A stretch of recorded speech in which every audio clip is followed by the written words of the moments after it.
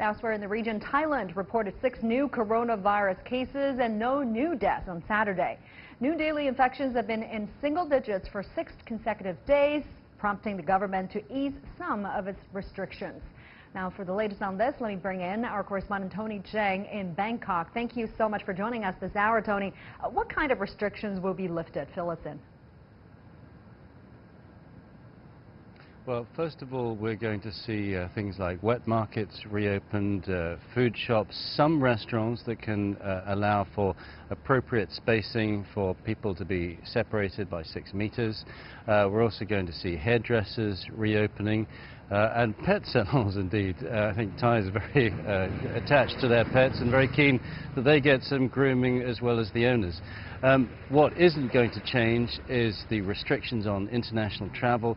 Thailand's main airports are going to be closed to any foreigners until the 31st of May.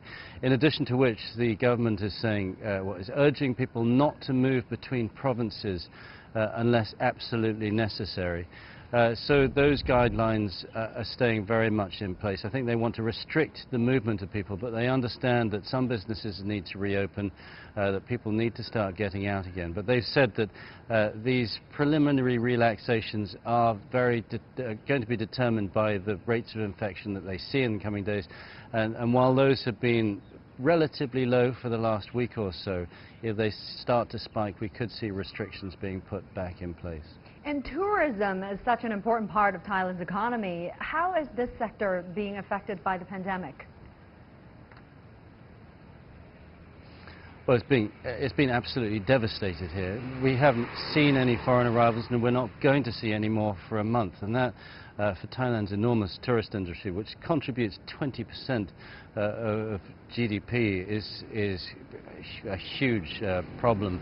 The government is starting to talk about options to reopen. They're talking about trying to attract the tourists on longer packages. I think they understand that when the world does start to move again, people will not be able to move around as freely as they have done in the past. So short-term visitors are not going to come, and probably won't be able to come if quarantine is still in place. So I think they're trying to attract people for longer periods. They say they're trying to appeal to high-end tourists as well. But I think to a certain extent it's really out of Thailand's hands. It's going to depend on how the air industry responds to this crisis, how other governments allow freedom of movement.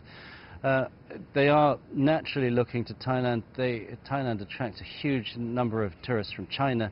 I think they'll want to get Chinese tourists back in again. But again, I think given everything we've seen over the last 2 months, one wonders how much people are going to be wanting to travel internationally. And I think most people estimate that the tourist industry really isn't going to get moving again in any substantial way until 2021. All right, appreciate that. Tony Cheng joining us live from Bangkok. Thank you.